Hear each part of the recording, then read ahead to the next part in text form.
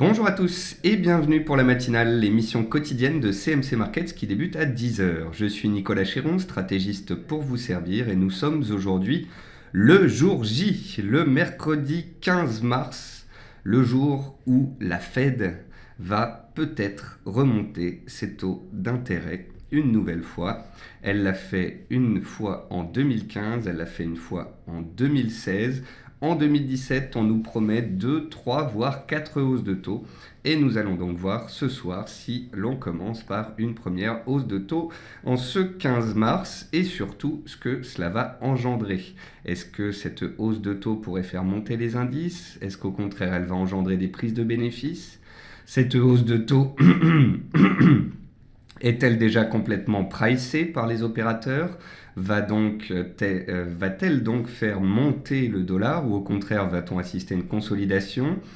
Depuis 2 semaines, les métaux précieux sont sous pression, ils sont posés sur des supports. Vont-ils réussir à rebondir ou au contraire casser ces supports pour engendrer plus de baisse? Eh bien, nous aurons, je pense, toutes les réponses à nos questions ce soir à 19h avec la Fed. C'est la raison pour laquelle nous ferons un live ce soir à 18h45, tous ensemble je l'espère. Je vais publier le lien sur la plateforme, sur Twitter, sur Facebook. Nous allons faire le point ce matin, nous allons refaire le point cet après-midi. Et puis nous nous retrouverons finalement ce soir à 18h45 pour faire cette émission spéciale pour la Fed. Bonjour à tous ceux qui viennent de nous rejoindre, bonjour Marc, JL, Brigitte, Georges, Thierry, bonjour à tous et je salue également tous ceux qui nous regardent sur YouTube. Avant toute chose, un avertissement sur les risques concernant le caractère purement informatif de cette présentation et les produits CFD à risque limité, je vous invite à en prendre note. Vous pouvez utiliser les fonctions de chat et de questions-réponses en haut de votre écran pour pouvoir converser avec moi. Dans cette émission, nous verrons les dernières actualités marché, macro, actions, les statistiques économiques passées et à venir, une figure graphique reconnue par la plateforme de CMC Markets et bien évidemment, je répondrai à vos éventuelles questions. Alors en termes d'actualité marché, le S&P 500 a clôturé en léger repli hier, moins 0,34% à 2365 points. Le titre de l'émission du quart d'heure US d'hier était « Le S&P 500 plie ». Et comme je vous le disais, il plie, mais il ne rompt pas pour l'instant. Le S&P est toujours en tendance haussière à moyen terme, en tendance haussière journalière. Il est posé sur support et on verra ce soir s'il tient son support et relance une nouvelle fois à la hausse ou si enfin une consolidation venait à intervenir. Le CAC 40 consolide sous les 5000 points. Les bancaires ont pesé hier. BNP Paribas pèse encore un petit peu ce matin. Donc voilà, le CAC 40 est à peu près à un peu moins d'1% de ses plus hauts annuels. Le DAX un peu plus solide puisque moins pondéré en bancaire s'installe ce matin au-dessus des 12 000 points. Avant la Fed, il est dans un range attentiste tout comme tous les autres indices. Séance clé, comme je vous le disais en introduction, pour les métaux précieux posés sur support. Ça fait 3 jours que l'on constate que l'argent travaille la zone des 16,9$ et l'or est posé sur le seuil psychologique des 1200$. Les métaux précieux n'arrivent pas pour autant à rebondir sur ce seuil. Tout dépendra ce soir du discours de Janet Yellen, des prévisions de la Fed. En effet, ce n'est pas forcément la hausse de taux de ce soir qui importe, mais plutôt la vision de la Fed sur les futures hausses de taux. La fève de cacao gagne 8,9% en 3 séances. Elle matérialise un triple bottom. On travaille une zone clé dans la zone des 2035-2037$. On regardera ça graphiquement. Il faudra accélérer de nouveau au-dessus de cette zone pour valider le triple bottom et qu'un potentiel haussier supplémentaire puisse éventuellement s'ouvrir. L'euro-dollar vivote autour des 1,0620, ancienne résistance, devenue support sur laquelle on est revenu hier. Ce matin, on y est encore posé et l'euro ne sait pas quelle direction prendre. C'est à peu près la même chose sur le dollar index. Quid du dollar index? Nous avons une borne basse à 100,9 points touchée hier. Nous avons les 102,20 touchés la semaine dernière. On est coincé entre ces deux bornes. Est-ce que le dollar va monter si les taux sont montés? Eh bien, nous aurons la réponse ce soir. En termes d'actualité macroéconomique, La Fed fera connaître sa décision sur les taux à 19 heures, heure de Paris. Les marchés anticipent une hausse des taux de 25 points de base avec une probabilité de 100% au vu des Fed Funds. Les marchés semblent avoir désormais totalement intégré dans leur prix une hausse de taux de 25 points de base aux USA selon Deutsche Bank. Enfin, en Chine, le Premier ministre a indiqué ce matin lors du Congrès national du peuple qu'il ne souhaitait pas d'une guerre économique avec les USA en soulignant que la Chine souhaitait maintenir la stabilité du yuan et ne cherchait pas à affaiblir sa monnaie afin de soutenir ses exportations. Côté entreprise, DBV Technologies a fortement creusé sa perte nette en 2016 à 114,5 millions après une perte de 44,7 millions en 2015. Elis a vu son bénéfice net courant bondir de 48% à 108 millions d'euros en 2016. Le résultat net du groupe ressort à 93,7 millions d'euros. Olot a vu son bénéfice net reculer en 2016 de 16% à 23,3 millions d'euros, raison du recul du titre ce matin. TFF a relevé son estimation de chiffre d'affaires 2016-2017, visant désormais plus de 210 millions de revenus contre plus de 200 millions jusque-là.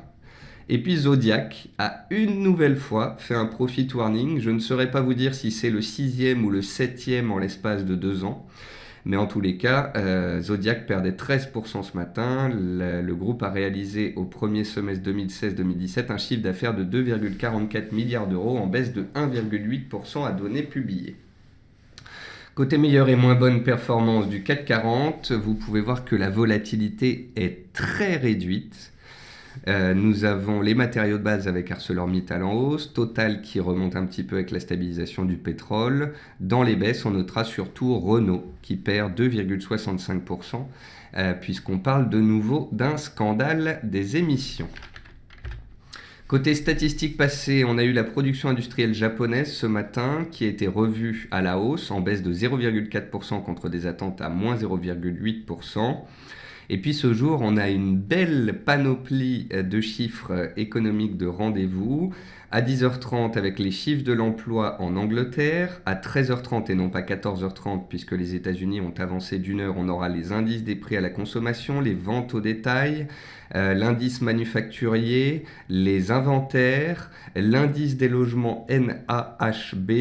À 15h30, on aura les stocks de pétrole. Du coup, à 15h45, on enchaîne avec le quart d'heure US pour faire le point après tous ces chiffres économiques. Ensuite, à 19h, on a rendez-vous avec la Fed. Donc à 18h45, on fera le live spécial Fed. Et puis vous noterez qu'on aura dans les antipodes à 22h45 et 1h30 les chiffres néo-zélandais et australiens qui devraient faire bouger l'AUD et le NZD. Et puis demain matin, on notera quand même à 5h du matin rendez-vous avec la Banque du Japon. Ce matin, je n'ai pas sélectionné de figures graphiques dans l'outil de reconnaissance de figures graphiques de la plateforme de CMC Markets. Ça, c'est un triangle que je vous ai montré hier sur Eurofins. Pourquoi est-ce que je n'ai pas sélectionné ce matin de configuration ? Eh bien, tout simplement parce que je n'en trouvais pas de belles. J'ai essayé de trouver des configurations qui étaient bien représentées, des biseaux ou des canaux qui étaient bien formés, mais ce matin, l'outil de reconnaissance de la plateforme ne m'indique pas de configuration graphique optimum. Pour cette raison, j'ai préféré vous dire qu'il n'y en avait pas. Ensuite, on va passer sur la plateforme de CMC Markets. Et là, ça va être assez rapide. Le DAX est dans un range 11 900, 12 100 points. C'est un range de 2%. Va-t-il en sortir par le bas ou par le haut ? Je n'en sais absolument rien. Une chose est certaine, c'est que seule une sortie validée en cours de clôture de cette zone de prix serait d'importance. À la hausse, on relance la dynamique haussière en direction des plus hauts de 2015 à 12 390 points. À la baisse, sous les 11 900 points, on aurait enfin une respiration digne de ce nom. Sur le CAC 40, on est dans une tendance haussière avec des plus bas de plus en plus haut, des plus hauts de plus en plus haut. On a l'impression que la dynamique s'essouffle un petit peu, néanmoins le courant haussier est toujours là. Si on vient à casser les plus bas des dernières séances et qu'on attaque par la suite les 4935 points, ancien plus haut de janvier et de février, plus bas de début mars, là on aurait un signal baissier. En attendant, tant qu'on est au-dessus des 4935 points, c'est une latéralisation à l'intérieur d'une tendance haussière de fond. Concernant les indices américains, ils plient mais ne rompent pas. Voici le Dow Jones, tendance haussière, support testé et valide. Tant qu'on est au-dessus de ce support, on peut repartir à la hausse. Si on le casse ce soir, attention, changement de rythme potentiel. Et c'est exactement la même configuration sur le S&P 500. Vous avez un support ici à 2350 points. On l'a approché il y a une semaine, on l'a approché hier. Pour l'instant, ça tient et on verra ce soir si les acheteurs gardent ou non la main. Concernant les matières premières, donc quitte ou double pour les cours de l'argent posés sur la zone de prix des 16,9 qu'ils travaillent depuis le début de la semaine. Exactement le même constat sur l'or qui est posé à 1200 mais qui n'arrive pas à rebondir pour autant. Donc quitte ou double ce soir et sur l'or en fait ce qu'il faut surveiller c'est les plus hauts et les plus bas des dernières séances. Donc c'est 1195 et 1210 $. L'une de ces deux bornes pourrait céder et donnerait le tempo pour la suite. Concernant le pétrole. Alors, concernant le pétrole, hier après-midi, dans mon émission, je vous disais, le pétrole est baissier, les fondamentaux sont dégradés, donc j'attends un chandelier digne de ce nom, j'attends un retournement pour vous parler potentiellement de hausse. Pour l'instant, c'est baissier.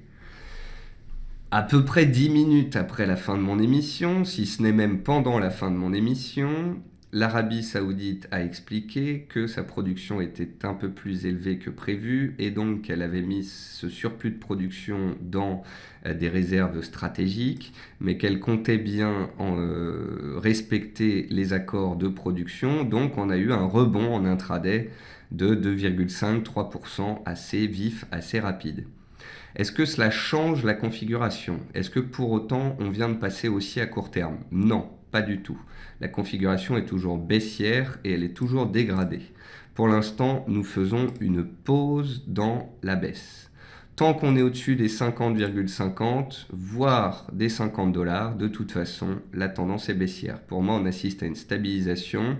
En fonction des stocks de cet après-midi, on peut soit rebondir, soit repartir à la baisse. C'est pas évident d'anticiper la suite.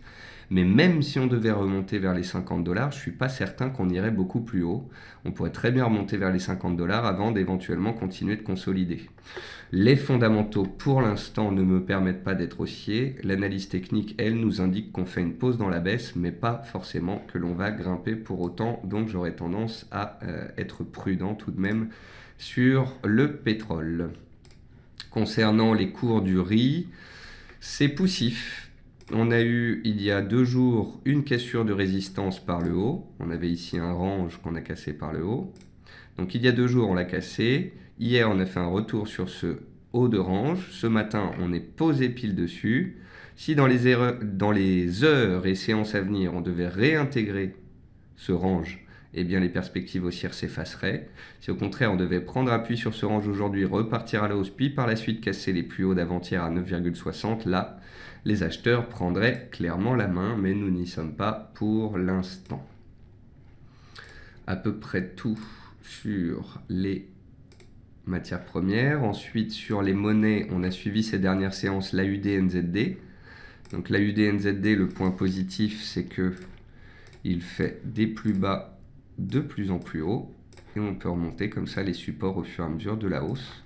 La zone des 1,0910 fait soutien hier, aujourd'hui. Tant qu'on est au-dessus, on peut repartir à la baisse.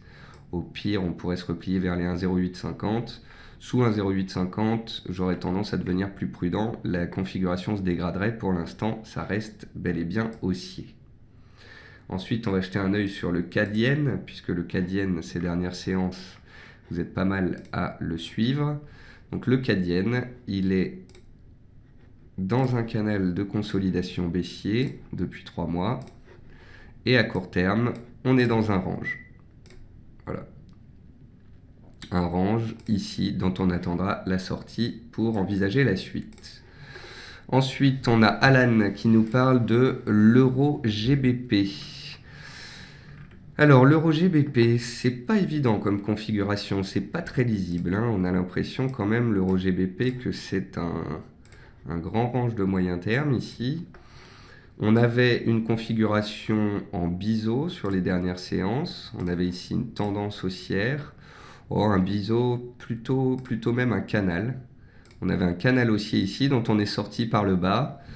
Pour autant, vous voyez, il n'y a pas forcément d'accélération baissière. Donc, l'euro GBP, oui, était dans une tendance haussière depuis 10 jours et en sort. Il devient un petit peu plus neutre, mais ce n'est pas pour autant qu'il va chuter. Il pourrait très bien repartir à la hausse vers la borne haute de son range.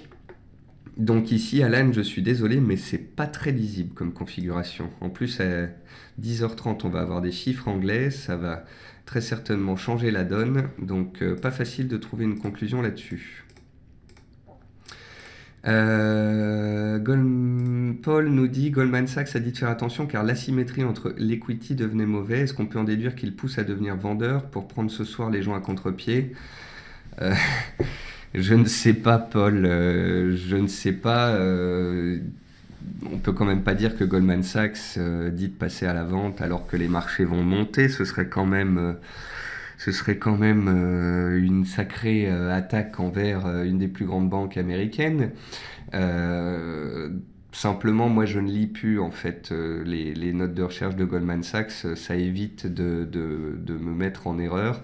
Il y a des périodes où ils ont été très bons. L'année dernière, ils ont été beaucoup moins bons, dirons-nous. Donc voilà, j'ai pas tendance à faire très attention à ce qu'ils disent. Il y a quelques années, c'était quand même une référence. Désormais, ça l'est un petit peu moins. Là, on regarde l'euro-dollar. Donc l'euro-dollar, je vous avais dit, soit on est dans un range ici entre 1,05 et 1,0620, auquel cas on est en train de réintégrer ce range et d'essayer de retravailler la borne haute, soit on est dans un range ici entre 1,05 et 1,0680. Je vous avouerai que je ne sais toujours pas quoi en penser. La configuration est neutre sur les 3-4 dernières semaines. Est-ce qu'on va accélérer sous les 1,06 ce soir pour revenir chercher 1,05 ou est-ce qu'on va aller de nouveau challenger les 1,0680? Ce que je note, c'est que l'euro est plutôt résilient ces derniers temps, c'est que le dollar n'est pas très haussier, donc cela ouvre la porte à tous les scénarios. Et concernant le dollar index, lui aussi, il ouvre la porte à tous les scénarios. Le dollar index a matérialisé un double top à 102,20. Pour autant, avant-hier, il a fait une mèche basse à 100,90 et les acheteurs se sont bien présentés. Donc, c'est pas facile du tout ici d'anticiper la suite. Là, on a un support. Là, on a une résistance. Entre les deux, c'est très brouillon. Est-ce qu'on va aller chercher de nouveau les plus hauts annuels avec une éventuelle hausse de taux et des perspectives positives? Ou est-ce que malgré une hausse de taux, le dollar va être délaissé? Il est impossible pour moi d'essayer de deviner cela à l'avance. Alors, j'ai Brigitte qui me demande la paire NZD-NOK. Alors là, Brigitte, ça c'est de la paire que j'ai pas l'habitude de regarder. Et puis en plus, c'est pas une configuration qui est très lisible, hein. On avait un range ici, on a cassé le range par le bas et puis là on essaye de le réintégrer à la hausse. Ici on avait des plus bas intermédiaires et on est en train de les travailler. Donc là on est vraiment à la croisée des chemins. Si la paire NZD-NOK devait repasser sous les 5,9450, c'est-à-dire les plus bas du jour, on échouerait sous résistance, on casserait les plus bas du jour, on ressortirait de ce grand range et on pourrait repartir à la baisse. Si par contre le NZD-NOK accélère au-dessus des 5,9750, 5,9780, là on pourrait réintégrer le range et repartir peut-être à la hausse. Mais franchement, c'est extrêmement complexe comme configuration. Techniquement parlant, là, il y a un range, on a fait une fausse sortie, on tente de le réintégrer et on est pile poil sur une zone clé de résistance qu'il faudrait dépasser pour réintégrer le range. En tous les cas, j'ai pas l'habitude de regarder ce type de configuration pour être très franc avec vous. Voilà, donc vous l'aurez compris, depuis le début de la semaine, l'attentisme prévaut, les indices sont neutres, la situation du pétrole devient un peu plus neutre, l'or et l'argent sont neutres, l'euro et le dollar sont neutres. Et enfin, ce soir, la Fed va théoriquement secouer le cocotier. Donc, Je vous donne rendez-vous à 15h45 pour faire le point après les stocks de pétrole et une première salve de statistiques américaines. Et je vous retrouve à 18h45 pour le live Fed et commenter, décrypter les mouvements de marché qui auront lieu avec donc ce grand rendez-vous à 19h. Je vous souhaite à tous une bonne fin de matinée, un très bon appétit et je vous dis à tout à l'heure.